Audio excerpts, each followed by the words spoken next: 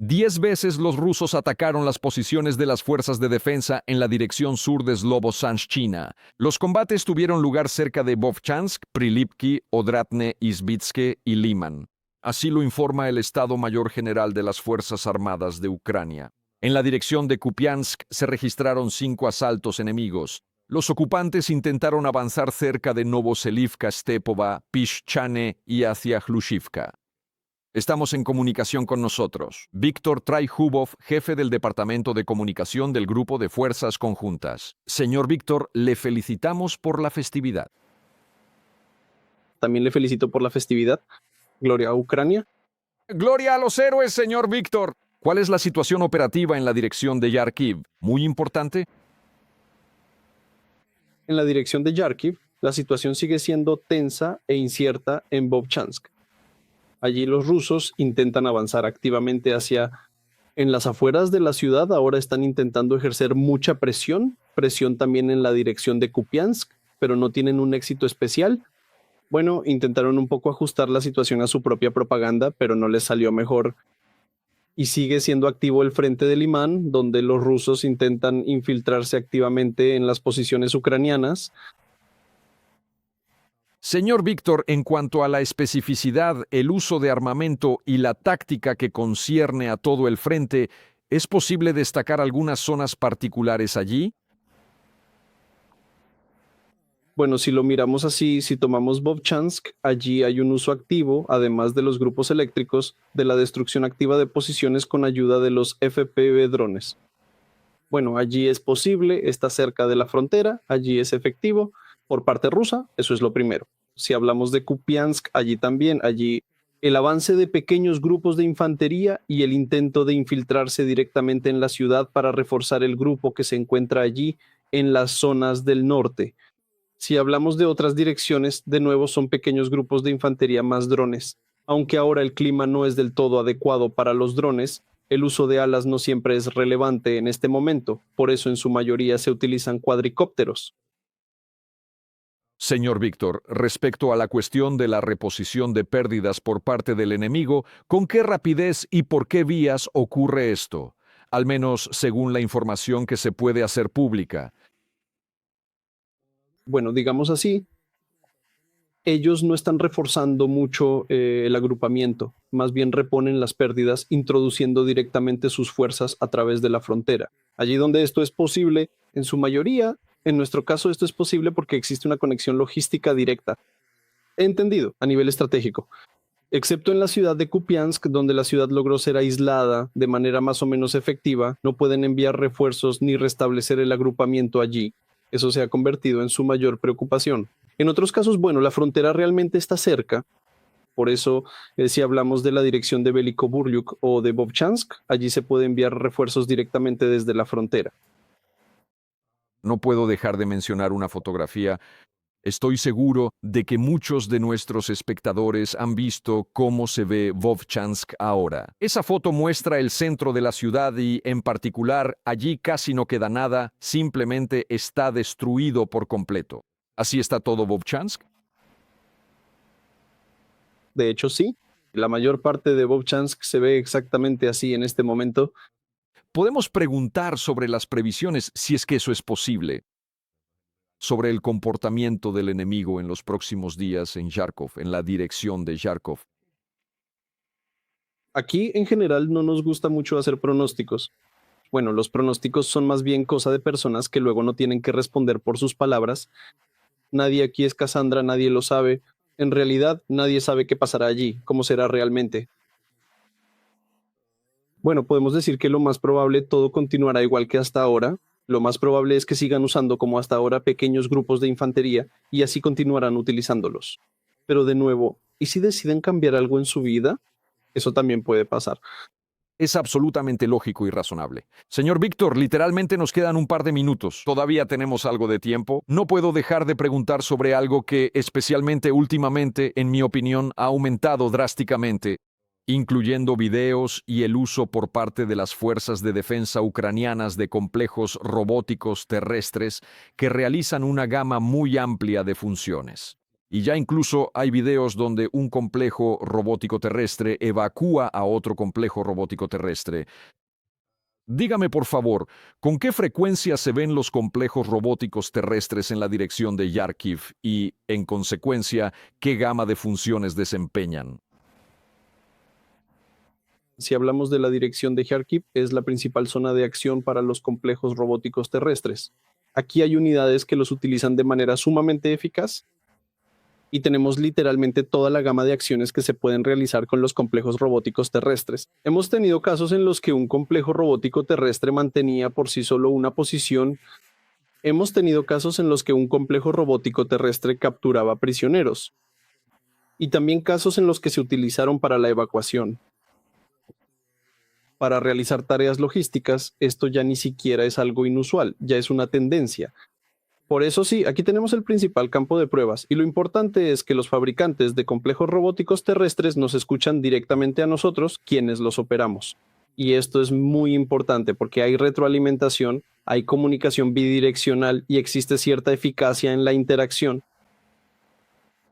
Señor Víctor, muchas gracias por la explicación y la información. Recordamos a nuestros oyentes y espectadores, por supuesto, que por primera vez en la historia, Por supuesto, se preparará según el estándar principal correspondiente de las Fuerzas Armadas de Ucrania, pero también tiene su propia especificidad, su propio enfoque respecto a que la persona debe recibir no solo una formación básica militar, sino que debe sobrevivir en el campo de batalla y cumplir la tarea correspondiente para que en adelante, disculpe la tautología, cumplir las siguientes tareas, de las cuales hoy en día hay muchísimas ante las Fuerzas Armadas, especialmente las brigadas de combate, y no solo ellas. Por eso está claro que este enfoque que ha sido desarrollado, y espero que esta herramienta, lo más importante, se implemente en la práctica. Ha pasado por el crisol de nuestros combates, ha superado las pruebas correspondientes y, por supuesto, esta decisión maduró precisamente gracias a aquellas personas que tienen una enorme experiencia de combate y entienden quién debe venir y bajo qué principio prepararse para las brigadas de combate. Por lo tanto, esta decisión era esperada desde hace mucho tiempo. Ahora lo principal es que en las propias brigadas, este enfoque que se promovía, que venía precisamente de los propios comandantes, de nuestros combatientes desde el frente, desde cero, se implemente directamente aquí en la práctica y las personas recibieron la mejor preparación y de hecho, como ya he dicho, cumplieron las tareas que se les asignaron a las Fuerzas Armadas de Ucrania. señor Sergi, por supuesto, no podemos dejarlo ir sin al menos un repaso rápido sobre lo que está ocurriendo a lo largo de la línea de contacto. Además, los ataques informativos de los rusos contra Kiev no son menos frecuentes, yo diría incluso que son más, especialmente en lo que respecta, por ejemplo, a la dirección de Yarkov. Gracias. Explique, por favor, qué está sucediendo. Me interesa nuevamente la dirección de Yarkov en relación con estos momentos mediáticos que han surgido literalmente hoy. Gulyai-Pole, Pokrovsk, Liman, Siversk. Bueno, usted lo sabe todo, por favor. Estoy completamente de acuerdo con usted y también constato el hecho de que hoy habrá una cantidad extraordinaria de desinformación por parte del agresor ruso sobre los acontecimientos en el frente. Y ya vemos esta cadena de desinformación, empezando por el intento del enemigo de aislar informativamente el sur de nuestro país, en particular Odessa, del Mar Negro en realidad a todo nuestro país, de nuestros puertos. En consecuencia, aquí hay una propuesta que ya ha sido mencionada de que Putin puede empezar este envío, por ejemplo, con la ayuda a la tripulación del crucero Moskva y así sucesivamente según la lista. Es realmente muy grande. Si hablamos de la dirección de Yarkiv, entiendo que se trata de la participación en una operación especial de tipo informativo psicológico. A un pájaro bastante malo como Solovyov, ¿por qué lo llevaron allí supuestamente a Vovchansk? ¿Alguna ubicación desconocida? Por cierto, una petición inmediata, igual que a Kadyrov, den sus ubicaciones porque nos están amenazando, así que nuestros pajaritos deben saber a dónde volar. Y para que los sistemas de defensa antiaérea de la Federación Rusa no interfieran, ¿por qué hay tantos lanzamientos de desinformación? Porque cuando el enemigo, bueno, la guerra híbrida es comprensible, pero cuando el enemigo no puede obtener lo que esperaba incluso para antes de ayer, digamos, entonces, por supuesto, hay que activar detonantes emocionales, para que los ucranianos, de hecho, empiecen ellos mismos a activar esos detonantes, a odiar, a levantar a cierto grupo de personas, digamos, a la manera de Odessa, a gritar traición, traición por todos lados. Esto afecta a las tropas. Bueno, por supuesto, si esa información llega a las unidades diciendo, miren, resulta que ya han retrocedido aquí, o aún peor, como dicen los rusos, han huido, entonces, por supuesto, no se logra alcanzar nada significativo en el campo de batalla. Lo que se quería lograr, por supuesto, será objeto de manipulaciones.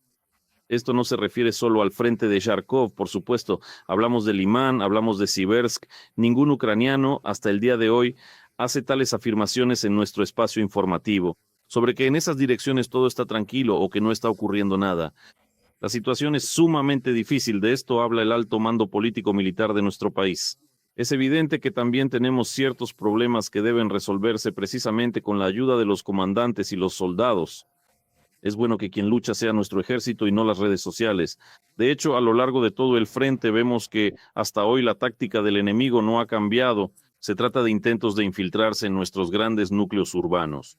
De hecho, hemos hablado con ustedes, y no solo en este proyecto informativo, sobre el hecho de que el enemigo intentará, durante el periodo otoño-invierno, entrar en nuestros asentamientos, atrincherarse en grandes núcleos urbanos, iniciar combates urbanos y en realidad tratar de pasar el invierno en esas condiciones. A día de hoy vemos que estos plazos no se están cumpliendo. En términos generales, el enemigo no ha logrado hacer esto. Ahora no hablo, por supuesto, de Mirnorad ni de Pokrovsk. Allí la situación se desarrolló algo antes y bajo un escenario algo diferente. Y guerras. Precisamente en la dirección de Kharkiv se llevó a cabo un ataque exclusivamente con robots terrestres y aéreos. Esto es en la región de Kharkiv. Señor Víctor, una vez más, felicidades por la festividad. Víctor Trigubov, jefe del Departamento de Comunicaciones del Grupo de Fuerzas Conjuntas. Bueno, y recordamos, amigos, en el Día de las Fuerzas Armadas de Ucrania llegan felicitaciones para nuestros defensores y defensoras. Esto es lo que dijo el comandante en jefe Sirski.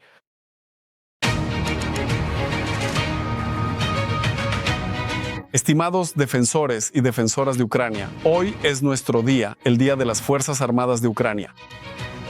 Las Fuerzas Armadas son el reflejo de la sociedad ucraniana, que muestra quiénes somos como nación. Solidarios, perseverantes, inquebrantables, es la base sólida de la estatalidad ucraniana. El ejército ucraniano moderno es templado, entrenado y tecnológico. El ejército es consciente de su misión histórica. No tenemos derecho a repetir los errores de la rareza histórica. Debemos levantarnos en la guerra por la libertad y la independencia. Y definitivamente sobreviviremos. Estamos comprometidos a poner fin a esta guerra como ninguna otra. Pero sabemos con certeza que ningún modelo de garantía de seguridad para Ucrania es posible sin nuestras Fuerzas Armadas. No es posible sin el soldado ucraniano. En el Día de las Fuerzas Armadas de Ucrania, quiero felicitar a cada defensor y defensora, a todos los que acercan la victoria y la tan esperada paz para Ucrania. Es un honor marchar a su lado, hombro con hombro, en una sola formación. Inclino la cabeza en memoria de cada uno de los caídos en nuestra lucha. Su sacrificio será recompensado y no será en vano. Aunque sea con sangre, seguimos avanzando hacia nuestro objetivo. Infligir derrotas militares al agresor, preservar Ucrania, defender su independencia y libertad. Gloria a las Fuerzas Armadas de Ucrania. Gloria a Ucrania. Gloria a los héroes. Y así, 184 enfrentamientos armados ocurrieron en el frente durante el último día. La dirección de Pokrovsk sigue siendo la más caliente. Allí, los rusos atacaron 51 veces, según informa el Estado Mayor General de las Fuerzas Armadas de Ucrania. En la dirección de Kostiantynivka, los ocupantes asaltaron 27 veces y en la de Limán 19 veces. Los ocupantes rusos atacaron las posiciones de las unidades ucranianas y los asentamientos. 53 ataques aéreos. Lanzaron más de 6.500 drones kamikaze y realizaron casi 5.000 bombardeos. Y de nuevo, en el frente se implementará un nuevo sistema de distribución de los movilizados entre las brigadas. El presidente Volodymyr Zelensky informó que en la reunión se tomó la decisión de que las brigadas se reforzarán cada mes con nuevos reclutas, incluso antes de que comiencen su formación básica. Esto permitirá planificar la formación y la rotación del personal. El subdirector de la oficina del presidente, Pavlo Paliza, precisó que la formación de los movilizados se llevará a cabo según los estándares de cada brigada en particular. Actualmente, 37 brigadas de combate tienen derecho a realizar de manera independiente la formación básica. Se planea ampliar la lista. Sobre esto y más, seguimos hablando. Nos acompaña Serhiy Brachuk, experto militar y portavoz del Ejército Voluntario de Ucrania. Señor Serhiy, le felicitamos por la festividad. Gloria a Ucrania, gloria a las fuerzas de defensa. Igualmente felicito a todos los involucrados y por supuesto recordamos ante todo a nuestros caídos, honramos a los vivos, que todos regresen a casa. Señor Serhiy, sin falta hablaremos sobre lo que está ocurriendo ahora en la línea de combate. Para empezar, me gustaría llamar la atención de nuestros espectadores sobre el hecho de que hoy es el Día de las Fuerzas Armadas de Ucrania. Las Fuerzas Armadas son ahora uno de los ejércitos más modernos del mundo. Y, sin embargo, las reformas continúan llevándose a cabo. Y estábamos hablando de la decisión de reponer mensualmente con personal las brigadas de combate de las Fuerzas de Defensa de Ucrania se tomó en la sede. Señor Serhiy, hablemos de lo importante que es este paso y qué significa para el ejército ucraniano moderno. Sabe, como siempre tenemos una especie de tradición nacional. Yo he visto más comentarios críticos. Digamos comentarios sobre lo que ha sucedido, aunque en realidad quienes los expresaban no eran personas militares. Preveíamos y suponíamos que, ante todo, se hablaría de que las brigadas de combate serían reforzadas.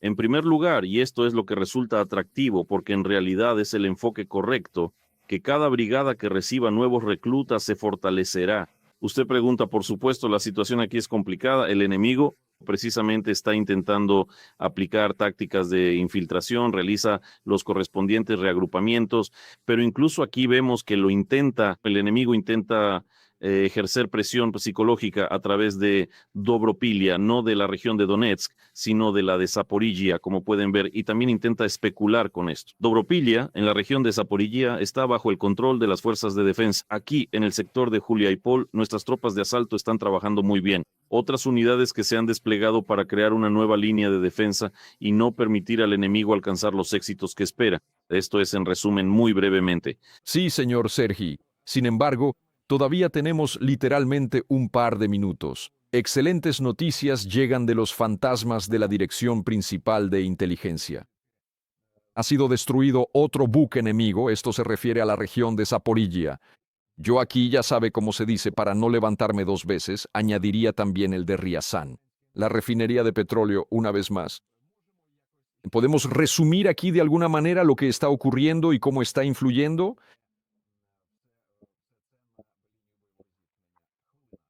En cuanto a Ryazan, hasta donde entiendo, ya es la 9ª vez en lo que va del año que llega allí. Y creo que no es la cifra final antes de que termine el 2025. En consecuencia, estos son ataques a la capacidad de refinación de petróleo de la Federación Rusa, es decir, estamos golpeando su bolsillo, y lo estamos haciendo bastante bien. Y también golpeamos esas manos codiciosas del llamado mundo ruso.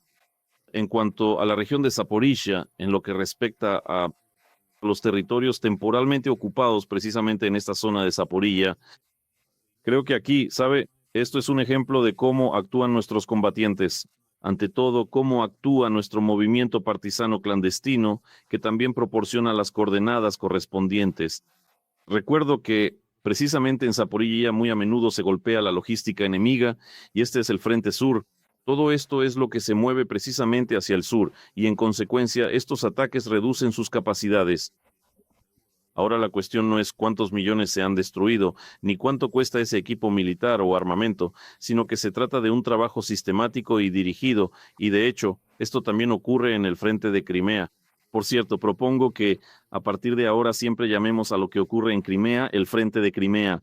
Es efectivo. Allí no hay presencia física nuestra, o mejor dicho, aún no hay presencia de nuestra infantería, pero allí tenemos nuestro movimiento partisano, hay miembros de la resistencia clandestina. En definitiva, el frente de Crimea. Cada día hay alguna noticia. Espero que pronto recibamos nuevas noticias de los fantasmas y no sean noticias fantasmales.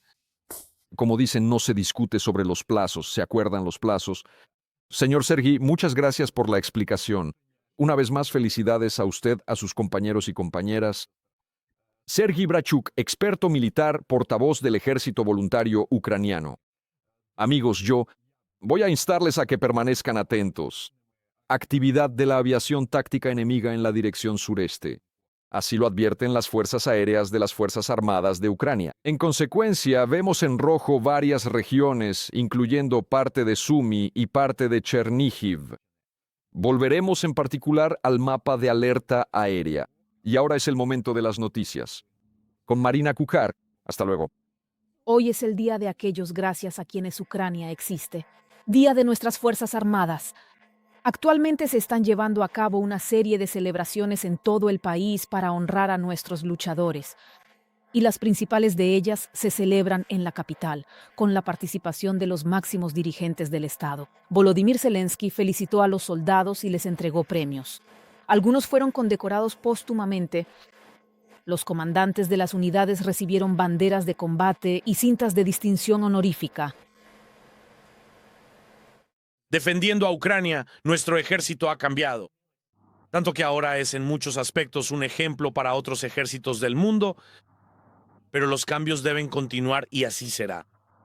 Nuestro ejército debe ser lo más moderno posible en todos los aspectos. Felicito a todos ustedes, soldados ucranianos, en su Día de las Fuerzas Armadas de Ucrania. Estoy orgulloso de ustedes, defensores de Ucrania. Defensoras ucranianas, agradezco a cada familia de los soldados ucranianos. Agradecemos a las madres y padres de nuestros verdaderos héroes. Después de eso, el presidente visitó a los soldados heridos en uno de los hospitales de Kiev. Habló con los combatientes que actualmente están recibiendo tratamiento tras heridas graves. Zelensky agradeció a los defensores y los condecoró con premios estatales. También recibieron premios los médicos que salvan vidas de los defensores cada día y los recuperan tras las heridas más graves.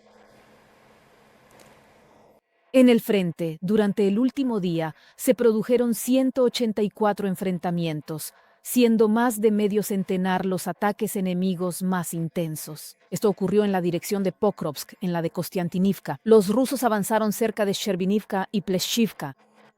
En el sector de Liman, los ocupantes intentaron avanzar cerca de Nova Horivka, Sarichne y Kolodiasy. 10 enfrentamientos armados tuvieron lugar en el sector sur de Slobosansk durante el último día.